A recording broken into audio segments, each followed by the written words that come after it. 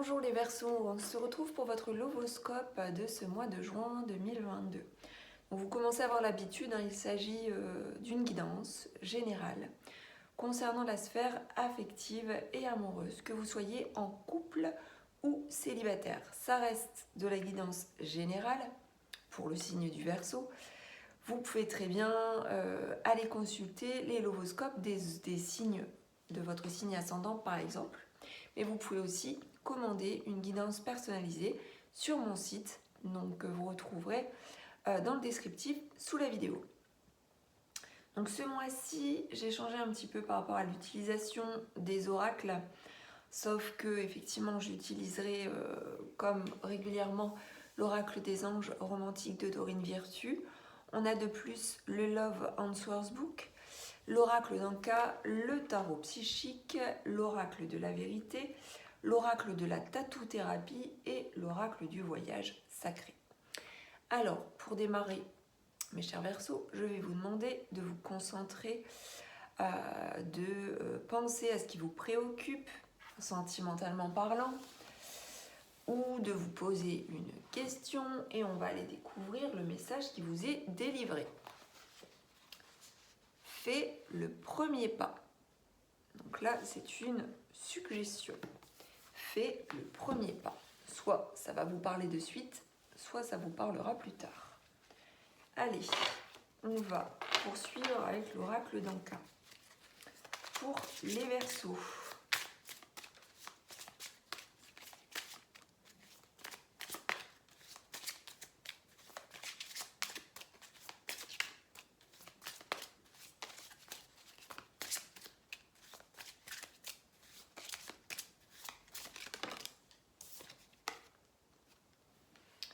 Là, on nous parle ici d'un choc émotionnel, plus ou moins important. Alors, ce choc émotionnel, ça peut être une surprise positive ou négative. C'est une perturbation. C'est quelque chose qui vient vous bousculer, qui vient vous heurter. Quelque chose qui vient vous secouer, enfin, vous avez compris, c'est quelque chose certainement d'inhabituel, par rapport à quoi vous ne vous attendiez pas. Voilà, vous pouvez être choqué par rapport à un aspect ou dans tous les sens du terme, par rapport à une situation ou par rapport à votre autre, voilà, vous contextualisez, bien entendu. On va poursuivre avec le tarot psychique. Allez, pour les Verseaux, qu'a-t-on à nous délivrer comme prédiction pour ce mois de juin?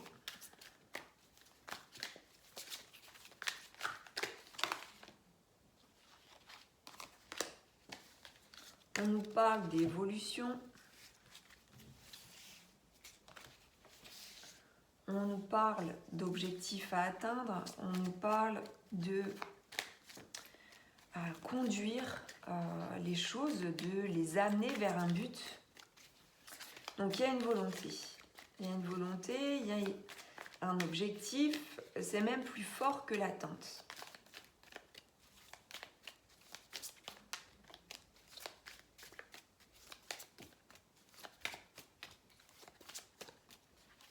Avec le 7, on est aussi dans le passage à l'action.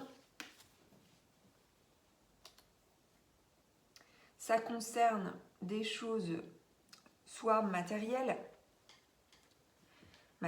dans le sens physique, ça peut concerner aussi des actions que vous mettez en place. Ça peut concerner aussi votre vitalité, vos envies, votre désir par rapport en fait à votre vie sentimentale.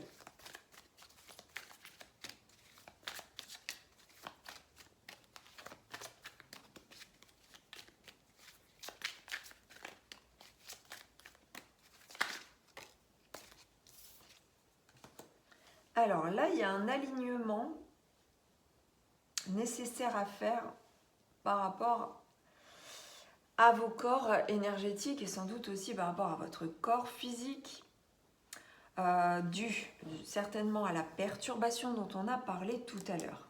Hein, parce que là, on a le chakra racine et on a ici le chakra coronal. Hein. Donc les chakras principaux qui se trouvent donc à l'extrémité au niveau de la colonne vertébrale. Donc il y a vraiment une évolution là et une perturbation qui fait que automatiquement on va vous demander un réalignement. Ce réalignement, il va se faire de plusieurs manières. Il peut se faire de plusieurs manières.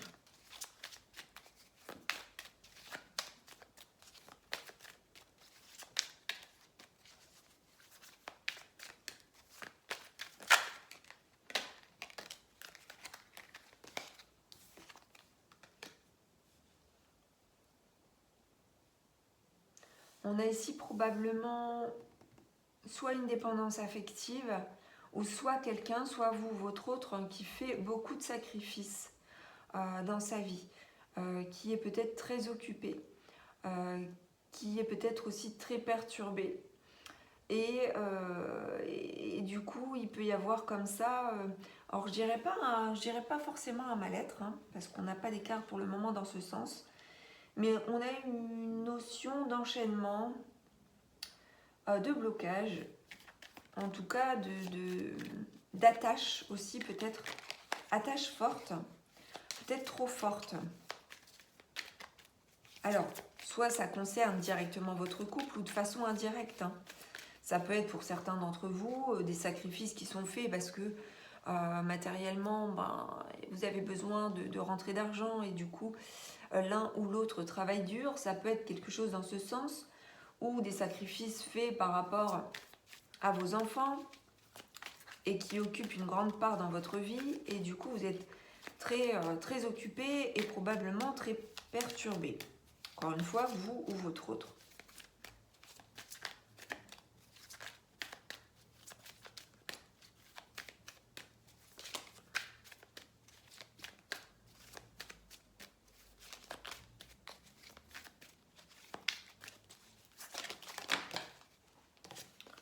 Alors,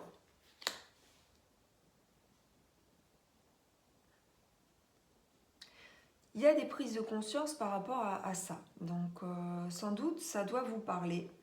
Il y a des prises de conscience. Vous faites la lumière sur ce qui se passe ou sur ce qui a pu se passer par rapport aux perturbations.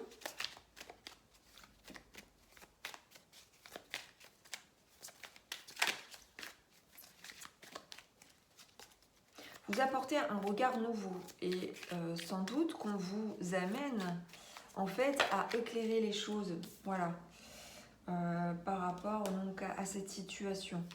Et on a beaucoup de courage, on a beaucoup de force ici intérieure pour faire face en fait à ce qui se passe par rapport à ce choc émotionnel, donc cette perturbation émotionnelle. Et on a aussi ici quelqu'un qui se retire intérieurement pour pouvoir se réaligner dans sa vie, faire des efforts, faire des sacrifices, effectivement. Les sacrifices ne sont pas que négatifs, bien entendu. On peut faire des sacrifices parce que justement, on est venu ici s'incarner sur Terre, dans la matière, et on a des responsabilités. On doit régler un certain nombre de choses, on doit subvenir à ses besoins, on doit faire face à certaines situations et on doit avoir le courage et la force d'aller droit devant soi et aller de l'avant par rapport à sa vie de couple mais aussi personnellement. Mais là en l'occurrence, on parle de la vie sentimentale. Donc là si vous êtes en couple, eh bien pour moi vous allez vers un réalignement de votre couple, faire une évolution de votre couple avec forcément des petites perturbations émotionnelles à régler, mais le travail se fait et va se faire avec beaucoup de positivité, avec beaucoup de de conscience des choses et de lumière que vous allez apporter à votre relation. Il peut y avoir aussi un retrait en soi, donc retrait personnel pour faire le point et savoir où on en est aussi par rapport à sa vie de couple. Donc ça peut être à deux ou seul pour mieux se retrouver. Mais il y a une mise au point ici, il peut y avoir un instant ou plusieurs instants de solitude dans le mois pour pouvoir se ressourcer et réaligner tout ça. Et à mon sens, vous allez le faire et ça va se passer correctement, positivement.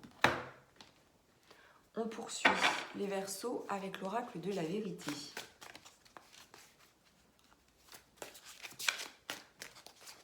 Pour certains d'entre vous, il se peut que vous appreniez aussi quelque chose de complètement inattendu et que ça vienne tout simplement perturber votre équilibre. Mais votre équilibre, vous allez le retrouver par votre force intérieure. Voilà. Et cette force intérieure, en fait, vous vous y connectez si vous savez vous retirer un peu du monde pour faire le point. Il y a une forte influence ici de l'entourage, du relationnel par rapport à tout ça.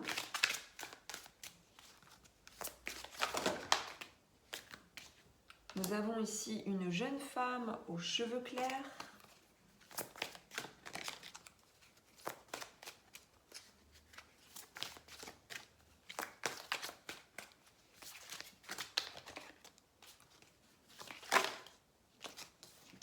Voyez, on a ici la carte du hasard. La carte du hasard qui vient comme un imprévu. Ça peut être un coup de chance. Ça peut être un... Bon là, dans la sphère sentimentale, ça peut être le hasard d'une rencontre ou le hasard de retrouvailles. Ou voilà.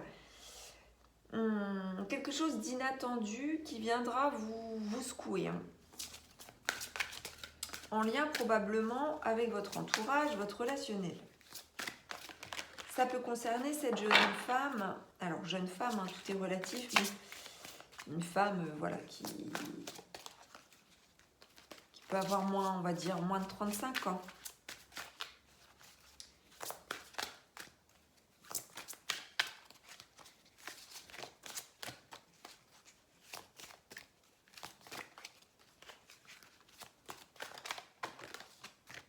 On a une proposition spontanée suite au hasard. Donc là, on vous propose peut-être une sortie, un rendez-vous, une invitation.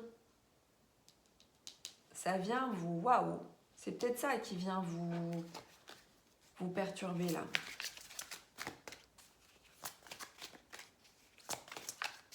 Ça peut être aussi pour certains d'entre vous l'invitation à faire le point. Hein. Oui, une bonne discussion dans le couple aussi. Hein. Une bonne discussion. On a ici la carte de la mer, donc pour certains d'entre vous, il peut y avoir une sortie au bord de l'eau. Voilà. Bon. Si on a aussi un homme mûr aux cheveux clairs. Donc un homme qui a, je dirais, allez, plus de 35 ans, 40 ans, quoi. Voilà, au-delà. Donc on poursuit avec l'oracle de Dorine Virtue pour avoir davantage de précision.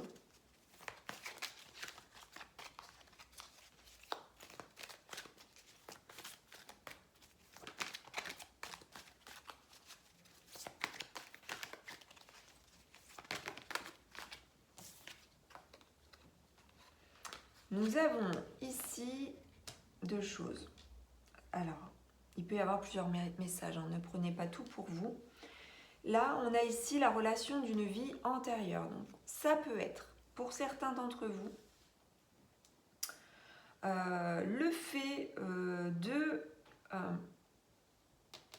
retrouver dans cette vie ou prendre conscience dans cette vie que la relation que vous vivez ou les retrouvailles que vous faites avec une certaine personne, eh bien, on vous dit que vous connaissiez déjà cette personne dans une autre vie. Il peut y avoir cette forme de prise de conscience qui vous bouscule fortement. Pour certains d'entre vous, on vous dit que c'est un nouvel amour. Donc, il se peut que ce nouvel amour qui arrive, pour des personnes qui feraient la rencontre de façon très surprenante, très bousculante, d'un nouvel amour, et cette personne, vous la connaissiez déjà dans une vie antérieure, et ça vient vous chahuter, que vous soyez célibataire ou non, forcément.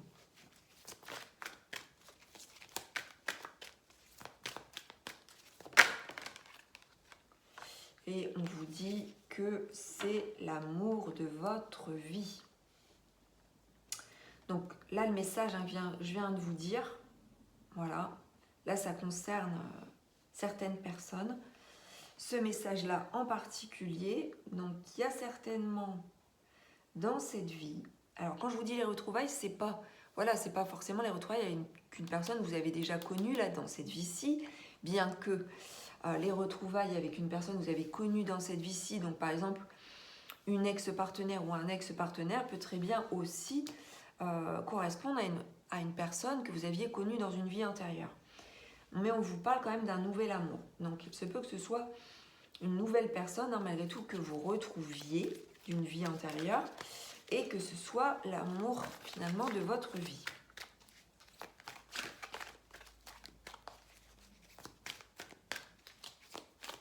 Retrouvailles dues à une sortie par rapport ici à la carte de la relationnel entourage ou par rapport au biais d'une connaissance.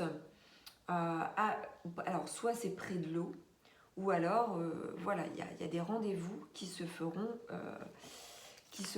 au bord de l'eau.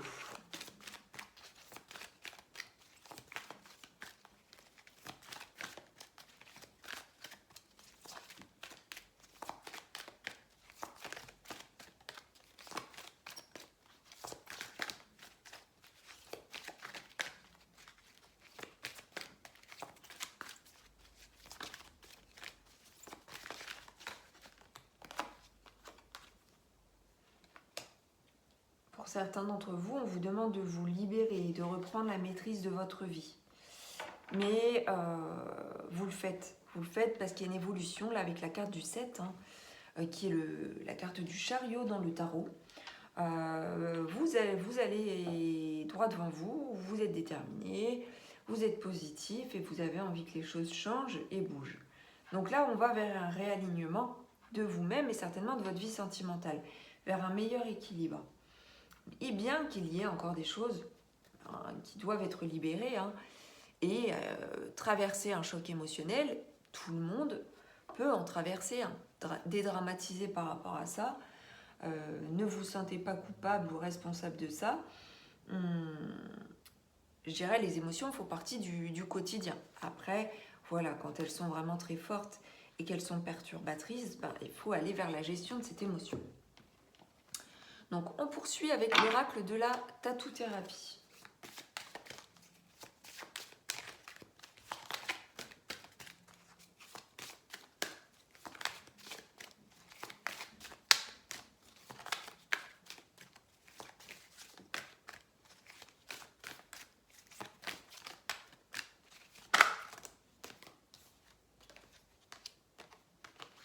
Ici, on nous parle d'émotions intenses.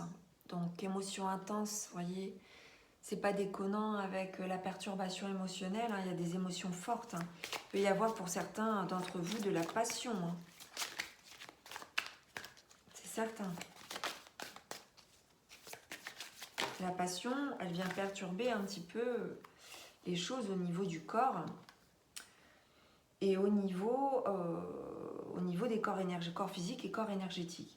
On nous parle aussi d'addiction. Alors, soit c'est de la dépendance affective ou de la dépendance à la sexualité ou dépendance à l'autre, ou pour certains d'entre vous, de la consommation addictive de substances.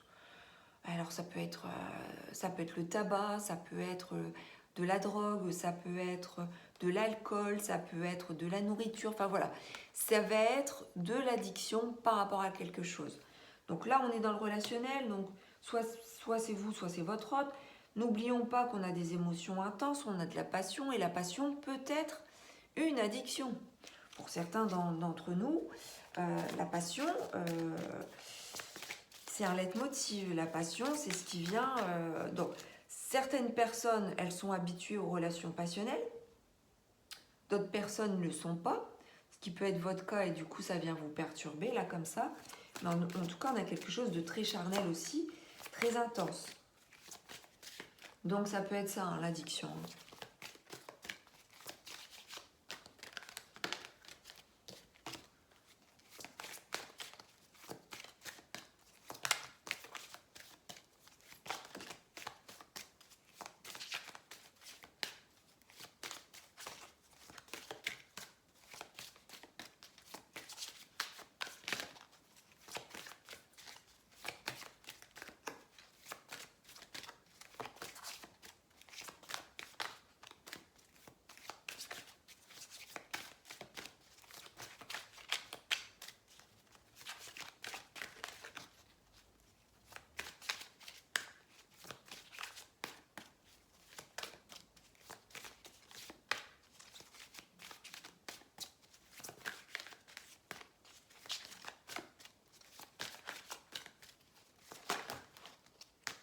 On a ici encore une fois la lumière, donc on nous parle de guérison, quelque part, voilà, il n'y a rien de dramatique par rapport à cette addiction et par rapport à la passion, parce que quelque part, cette passion et ce besoin, ce manque, cette dépendance, quelque part, voilà, vous arrivez à la gérer.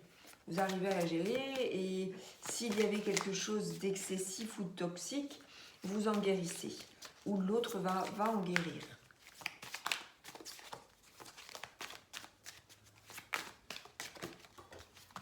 Et la dernière carte, nous avons de la sensibilité.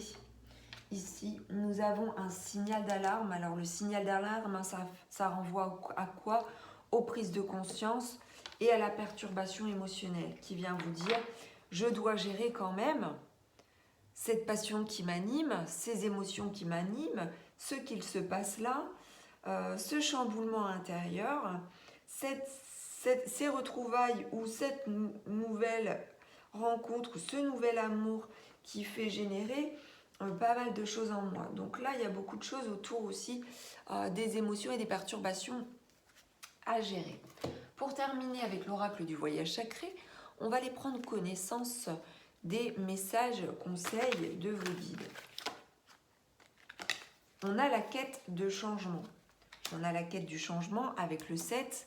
De toute façon, hein, comme je vous disais, vous êtes déterminé, il y a quelque chose là de positif, d'optimiste, de aller droit devant, d'évolution. Donc on est vraiment dans l'envie que les choses changent. Donc là, le conseil, c'est d'aller de toute façon vers le changement. On vous conseille également d'élever votre fréquence. Donc là, c'est le réalignement, comme je vous disais, de vos énergies, de votre bien-être intérieur, hein, par le ressourcement, par le fait de faire le point sur sa vie intime, sa vie de couple éventuellement. Donc élever sa fréquence, ça peut être faire des choses que l'on aime, gérer ses émotions justement, savoir patienter, savoir écouter, savoir aimer, savoir accueillir et gérer en fait tout ce côté passionnel aussi qui peut déborder parfois. Alors, on poursuit.